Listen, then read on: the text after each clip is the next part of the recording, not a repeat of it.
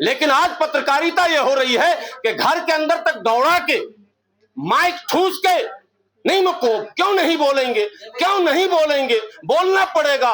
पूरी कम्युनिटी को ऐसे घेरा गया है जैसे लग रहा है कि मुसलमान होना एक जुर्म हो गया। ये कोई और नहीं कर रहा सर, कोई नहीं कर रहा। मैं तो ये कहता हूं कोई नेता भी नहीं कर रहा, ये काम यहां पत्रकार कर रहे हैं। अगर पत्रकार चौथा स्तंभ कहे जाने वाले पत्रकार अगर ईमानदारी से कम उनके भी भाई बहन माँ बाप चाचा ताऊ बीवी बच्चे सब होते, कभी तो अकेले में कुछ सोचा जाए, कभी तो सोचा जाए, चाहे हिंदू हो या मुसलमान, सबका विश्वास है ईश्वर ने हमें जन्म दिया है, ईश्वर हमें किसी दिन यहां से बुला लेगा। स्वर्ग और नर्क आपका भी विश्वास है, जन्नत और जहन्नम हमारा भी यकीन है, मरने के बाद अच्छे कर्मों और बुरे कर्मों का हिसाब देना है, यह हिंदू भाइयों का भी विश्वास है और हमारा भी विश्वास है। पत्रकार चाहे हिंदू हो चाहे मुसलमान हो, कम से कम मरने के बाद भगवान ईश्वर अल्लाह गॉड के सामने हम सर उठा के कह तो सके कि हम लोकतंत्र के चौथे स्तंभ थे, हमने पाया को हिलने नहीं दिया, हमने मजबूती से थामा, अपनी जिम्मेदारी निभाई है। हमने कभी भी लोकतंत्र के इस चौथे स्तंभ के साथ धोखा नहीं किया, समाज को हमने गुमराह नहीं किया,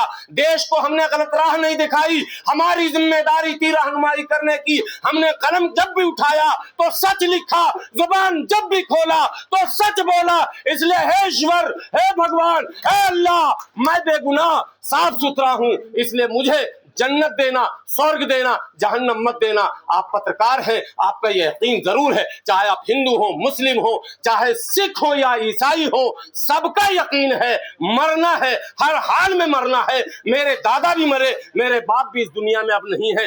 कुछ दिन आप सुनेंगे कि हाफिज गुलाम सरवर भी इस दुनिया से चला गया। यह आना और जाना प्रकृति का नियम है, कुदरत का कानून है और अटल कानून है, यह बदल नहीं सकता है। कोई यहां अमर नहीं है, सबको जाना है। फिर क्या है मामला, क्या है मामला?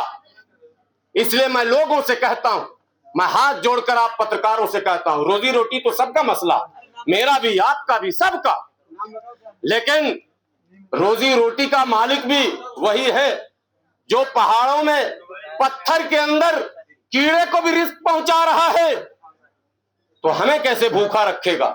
रास्ता हमारा भी निकलेगा, लेकिन गद्दारी करके नहीं, मुखबिरी करके नहीं, लड़ा के नहीं, उलझा के नहीं, लोगों को बेवकूफ बना के नहीं, बल्कि अपने कर्तव्यों का निर्वहन करके अगर हम पैसे मांगते हैं तो वो पैसा हलाल भी नहीं है, बल्कि सर उठा के जीने का रास्ता भी देगा वो पैसा आपको।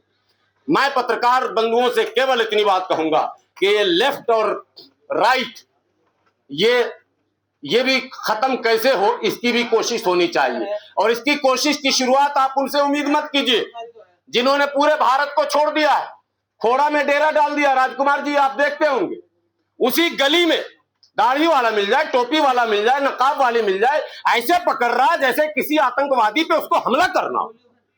इस तरह से कर रहा पत्रकार, बुरा कोई नहीं मानेंगे, आप वीडियो देख लेंगे आप लोग। ये स्थिति बनी हुई नहीं। आप पूछिए, आपका हक अगर सवाल करने का है तो मेरा भी हक जवाब नहीं देने का है।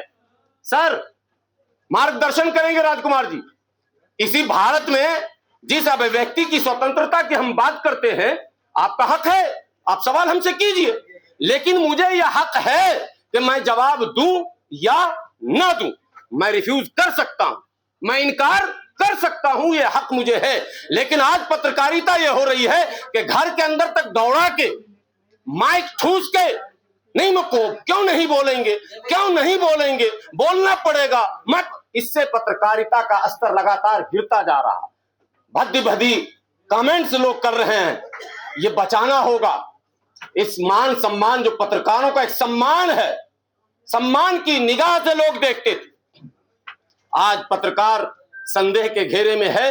हम पत्रकारों की ये जवाबदेही बनती है कि हम उस सम्मान को लौटा कर लाएं, और लौटा कर लाएं नहीं बल्कि समाज के बीच स्थापित करके दिखाएं।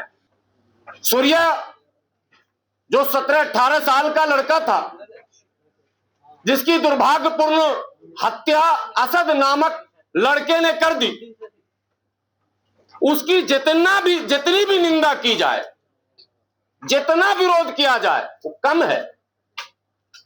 लेकिन सुबह उठते ही जैसे ये घटना घटी, मुझे अभी ठीक से पता भी नहीं चला, और मैं बच्चे का पेपर दिलाने साउदा गया हुआ था, दिल्ली के उस कोने में, बिल्कुल टिकरी बॉर्डर के पास। CUET का एग्जाम था मेरी बेटी का। फौरन फोन आया, भारत 24, 6 बजे दहाड़, नाम भी अलग अलग है, मार धार, आर पार, दहाड़, चिल्लाना, नाम भी रखा माशाअल्लाह। भाई ऐसी सी बात है, आपको जुड़ना है। मैं वहीं गाड़ी से जुड़ा, मुझे मुद्दे का पता ही नहीं था। जब मैंने तहकीक शुरू किया, इन्होंने पहले ही सेट कर दिया कि असद के बाप ने उसको घर बुलाया, ये कह के कि आओ देखो कैसे कुर्बानी की जाती है, और घर में बुला के कुर्बान कर दिया, जबकि उसकी हत्या गली में हुई। जो DCP का बयान है और जो तमाम लोगों का बयान, देखिए क्या मीडिया कर रही है। अब एक, आपको शायद विश्वास ना हो, मुझे भी बहुत ज्ञान नहीं है, लेकिन मैंने भी माइक उठाया है। नौशाद भाई, आपने देखा कि नहीं देखा मुझे माइक उठाकर घूमते? मुझे देखा किसी ने कि नहीं देखा? मैंने भी पत्रकारिता, उस तरह की पत्रकारिता जिसको पत्रकारिता आप कह रहे हैं, मैंने यूट्यूबर्स मैं रहा हूं भाई। आपने शायद राजकुमार जी नहीं देखा होगा, मैंने पूरे भारत लगभग 3-4 राज्य में, बंगाल तक गया हूं। 5 साल पहले छोड़ा हूं इसको, मेरे सारे वीडियो देख लेंगे। मैं थाने के आंगन में खड़े होकर जब एंकरिंग करता था तो SHO सोचता रहता था कब ये बोलना बंद करेगा और इसको निकालेंगे हम। मुझे लगता है राजकुमार भाटी जी का भी जुड़ाव कहीं ना कहीं पत्रकारिता से किसी समय में रहा है। बहुत सारे राजनेता जी, अब तो राजनेता हैं स्थापित, अब समय कहां मिलता है। बहुत सारे राजनेता हमारे देश में, MJ अकबर रहे हैं, बड़े पत्रकार रहे, राजनेता भी रहे हैं। बहुत सारे पत्रकार, ये सब एक दूसरे के पूरक हैं, जो इधर से उधर, उधर से उधर आते हैं। कई नेताओं को हमने देखा, कई सोशल एक्टिविस्ट को देखा, पहले सामाजिक कार्यकर्ता थे, राजनेता थे, पार्टी को छोड़ दिया, माइक उठा लिया। आपने भी देखा होगा, काम कर रहे हैं। वो एक ड्यूटी है जिसका निर्वहन करना। तो वो तो गंगो वाले हमारे भाई साहब जो शेर सुना रहे थे ना, आप हकीकत की अक्कासी आप कर रहे थे। चुनौतियां हैं, मगर उन चुनौतियों को हमने ही पैदा कर दिया, ये मैं कहना चाह रहा हूं। किसी ने थोपा उपा नहीं है, शुरुआत हमको करनी पड़ेगी, हमें ही निर्णय लेना पड़ेगा, हमें चाहे बलि का बकरा क्यों ना बनना पड़ जाए। कई लोग हमें भी कमेंट करते हैं, बहुत बोलते हैं आप, आपको डर नहीं लगता? यार डर ही तो सबको मारे जा रहा, और वही सवाल किए जा रहे हो तुम सब। अगर ऐसे ही डरोगे तो उन्होंने उस शेर कहा था, मैं बार बार शेर नहीं कहूंगा, जब हम ही चुप रहेंगे तो फिर मुंह खोलेगा कौन? यही सब सोचते रह जाएंगे तो गूंगे बना दिए जाएंगे, बहरे बना दिए जाएंगे, और फिर वो गांधी जी के 3 बंदर वाली कहावत हो जाएगी चरितार्थ। इसलिए बिल्कुल कलम जब आपके हाथ में है तो लिखिए, जम कर लिखिए, समाज की बात लिखिए, और जब माइक उठाइए तो वो बोलिए जो समाज के लिए सुनने वाला ये कहे कि ये मेरी आवाज। तो यहाँ वक्ता भले बहुत होंगे, लेकिन परवक्ता भी आए हुए हैं, और सारे परवक्ताओं की खटिया खड़ी करने वाले परवक्ता भी मौजूद है, राजकुमार भाटी जी। तो ये सौभाग्य है इस कार्यक्रम का। हम दिल की गहराइयों से उनका इस्तकबाल करते हैं, आभार भी प्रकट करते हैं कि एक दावत पे वो आ जाते हैं। जितनी शोहरत, जितनी इज्जत है, उतने सरल भी हैं वो, और सरलता से समाज के बीच उपलब्ध होना ये महानता का प्रतीक है। इसलिए मैं मानता हूं और ईश्वर से प्रार्थना करता हूं, अल्लाह से दुआ करता हूं कि ऐसे लोगों की आयु लंबी हो, स्वस्थ रहें, ताकि समाज की आवाज बनकर चट्टान की तरह अड़े रहें। और वो लोग जिनकी मंशा देश में रोजी रोटी, पढ़ाई लिखाई, दवाई कमाई से हटकर कुछ ऐसे नैरेटिव को सेट करना होता है जिससे पत्रकार भी भौचंका रह जाता है, तो कम से कम ऐसे लोग हों जो हमेशा पोल उनकी खोलते रहें। अब पत्रकार आप सभी यहां पर हैं, नौशाद भाई ने इशारे में एक बात कही थी, कह नहीं पाए थे, मैं कह देता हूं। पत्रकारिता में 2 विंग हो गया, हालांकि अब 3 विंग हो गया।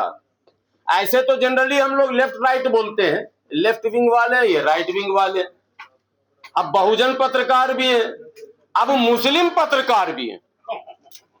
जो सिर्फ मुस्लिम की ही बात करेंगे, वो कसम खाए हुए बाकी की बात ही नहीं करेंगे। ये विंग विंग बनता चला जा रहा है। पत्रकारिता के लिए मुझे लगता है ये बेहतर नहीं है। राजकुमार जी, देश के अंदर बहुत सारी घटनाएं घटी हैं। दो प्रमुख घटना जो इस समय चर्चे में है, एक है खोड़ा। आप सभी पत्रकार यहां पर हैं, बहुत बहुत शुक्रिया, बहुत बहुत आप लोगों को बधाई। पत्रकारिता दिवस की और पर्यावरण दिवस की हार्दिक शुभकामना, और शमशाद मसूदी साहब को और उनके सभी सहयोगियों को मेरी तरफ से बहुत बहुत बहुत बधाई, जिन्होंने मेहनत करके इतना बेहतरीन आयोजन किया है, और उनका शुक्रिया।